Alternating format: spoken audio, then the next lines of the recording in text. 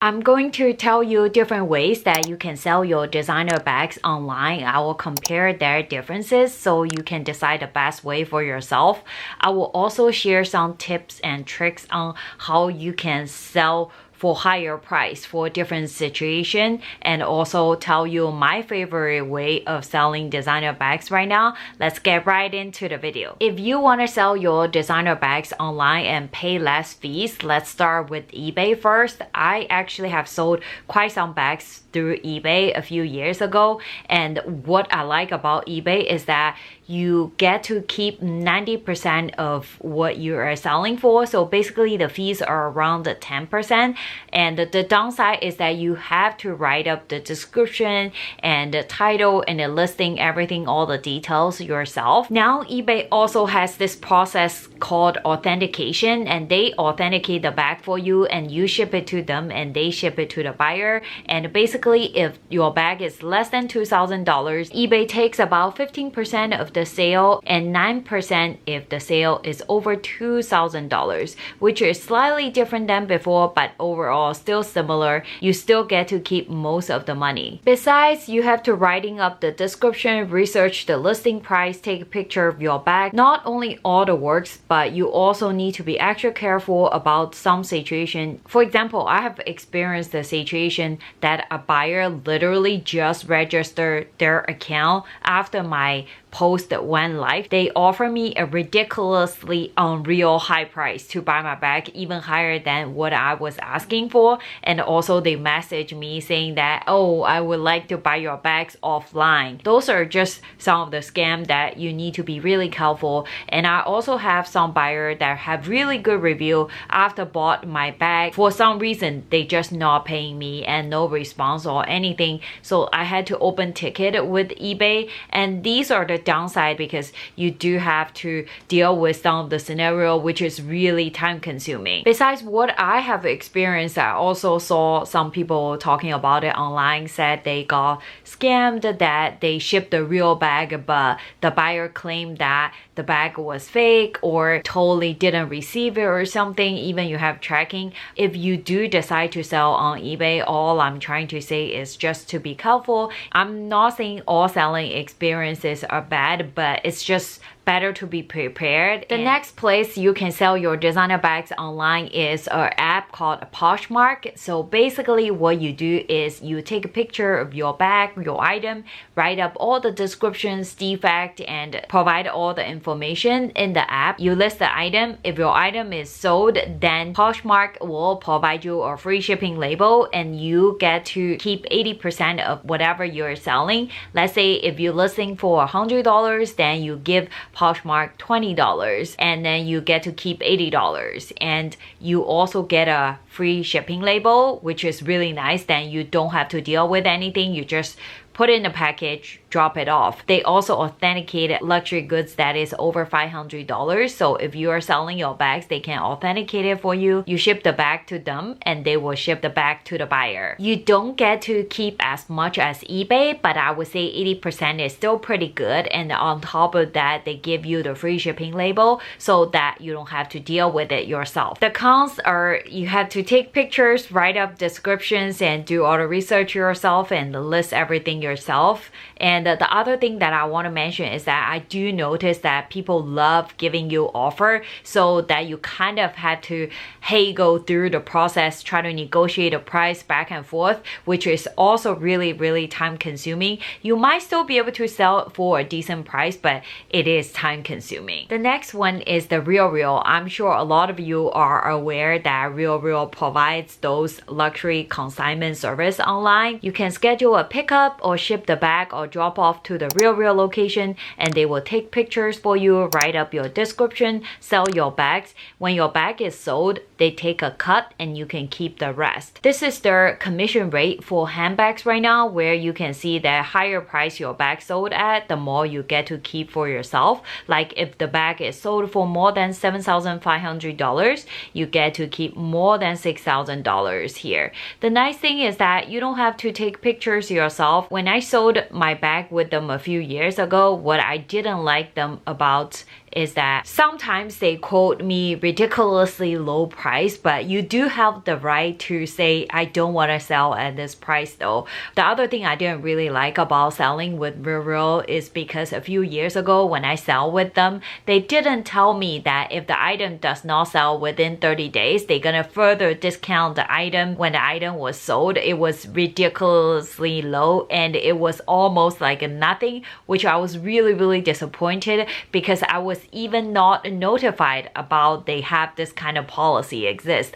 That's one of the biggest reason I stopped selling with the RealReal, because I just don't like that they further discount my item without informing me first. If you decide to sell with the RealReal, I think you can get a quote from them first to decide if you want to sell, and then you can roughly calculate how much you will get based on their commission rate. But one of the most important thing is that I highly recommend to clarify with them, hey, if you're gonna sell my item, what if my item doesn't sell within certain amount of days? Are you gonna further discount it? If you do, how much discount are you planning to do on that? So you have a rough idea, at least you will be prepared. The next place I love selling to is Fashionphile's buyout option. Maybe a lot of you are familiar with. Basically what you do is you take picture of your item, you write a condition, defect, or anything about this bag. They will give you a quote after they receive all the information from you, and then if you feel the price is okay, they will give you a free shipping label, and then you can ship the item to them, and the Fashionphile will authenticate the item. Then you will get paid, and there are different ways that you can get paid: a direct deposit or check. If you choose store credit or Neiman Marcus credit, they will give you 10% more, because the credit is that meaning that you will continue to buy from them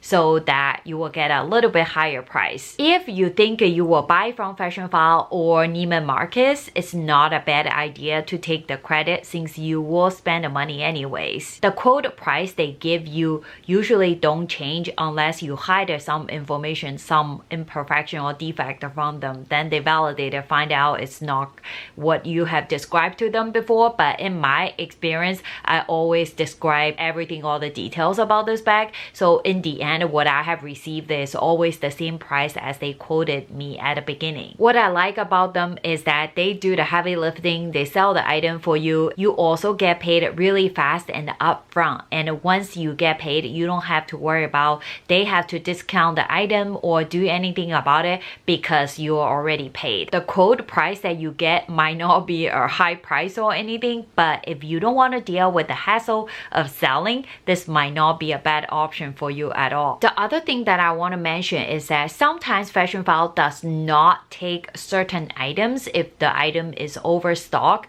meaning they have too many of similar items or the item simply doesn't meet their certain criteria. They will reject and not giving you any quote. I'll tell you how to deal with this in the tips tricks section in a bit if this happens. The next place I like to sell my designer bag is called a Rebag, and they kind of work similar way as Fashionphile. Basically, you take a picture of your item, tell them all the details, and then they give you a quote, and you feel the price is okay, they give you the free shipping label, and you ship the item to them, and they validate it, authenticate it, and then you get paid. You get a bit higher price if you pick as credit, and which works similar way as Fashionphile. They also have certain items that they don't take, but you will find out about these items during your quote process, and they will tell you they're not taking this item, something like that. And also what I like about them is that you get really paid upfront and super fast, and you never need to worry about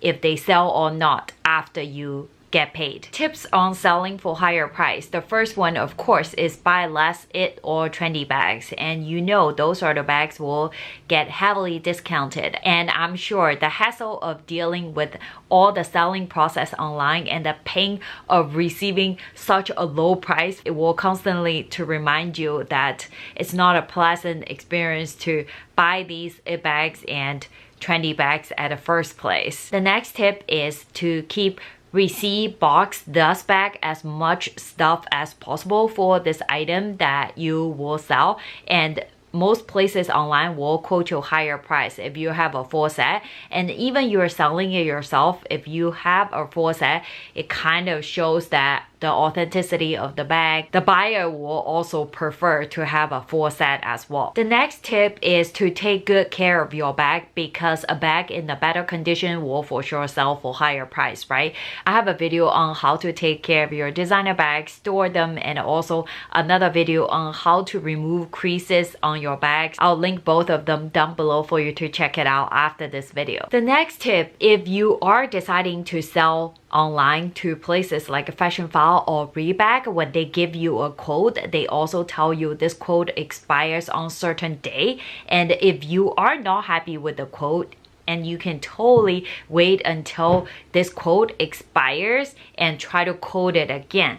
Because I have experienced this before, and no guarantee the second time will for sure be higher, but you know how sometimes times are different and who is quoting for you is also different. You may be able to get a higher price when you quote it again, especially if you're not happy with the buyout price anyways, it might worth quoting again. The next tip only applies to Rebag. I have not experienced this with any other website. So basically when I sold my bag to Rebag for the very first time, they give me a quote. I shipped my bag to them immediately. I got paid. It was a very smooth process.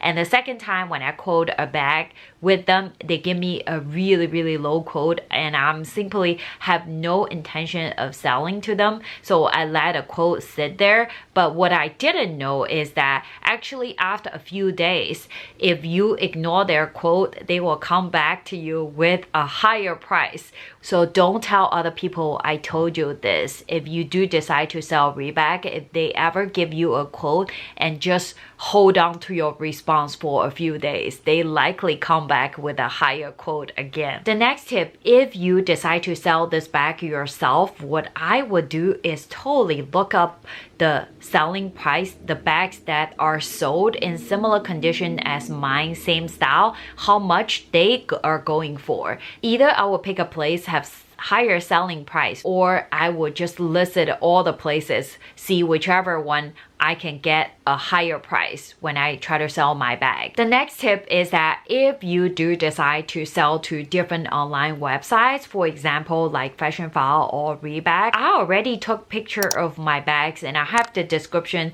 What I would totally do is I will get quotes from both places and then I compare. I will go with whoever give me higher price. The other reason that it totally makes sense to get quote in multiple places is also because certain website doesn't take certain bags at certain time. So if this website doesn't take it for some reason, you might still be able to sell your bag to another website. That's why, at least for me, if I have my pictures ready, I always try to get quote in multiple places. The next thing I want to address is selling timing, because some of you asked me saying that right now the economy is not good, if you should hold on to your bag and wait until later to sell. I'm not gonna change your decision, but I'm just gonna talk about this from my perspective. So the economy is not good, but the thing is, even after 2 years, let's say economy is better, when you try to sell your bag, for example, my Chloe now that I've sold this year, even I sell it 2 years later when economy is better, the price is not going to be higher for my Chloe now because the bag is outdated and less demand in the market, and the price will go down as well. So to me, it's the same. So what I would say is that if your bag is not Birkin Kelly Constance or Chanel Classic Flap, it would not make much difference to sell now or later, especially if you're not using those bags. If you watched my recent video, designer bags I've sold and why, you probably noticed that I even sold my Chanel Classic Flaps this year, and it's simply because I'm not using it and I'm not in love with that bag, and it's a waste for me to hold on to this bag. I might be able to sell it for a higher price 2 years later or 3 years later. I don't really care about the difference, and to me, the selling timing does not depend on the economy, if that makes sense to you. I'd rather sell it now to get the cash right now instead of later, but you can think about it and decide what's best for you. My favorite way of selling designer bags right now, as a lot of you may know that before I always try to get more money back and I will sell the bag online by myself so that I get more cash back. But the thing is, during the past year, I got so busy and I do value my time, and I think time is money too. So now my favorite way of selling my designer bags is simply to Fashionphile or Rebag. And basically what I do is I get quote from both places and I will go with whoever quotes me higher. I will link both of them down below in the description box for you. I just love saving some time and not having to deal with the hassle, and I'm really happy about that. What's your favorite way of selling your designer bags online? Leave me a comment down below to let me know, and I'll see you soon. Bye bye.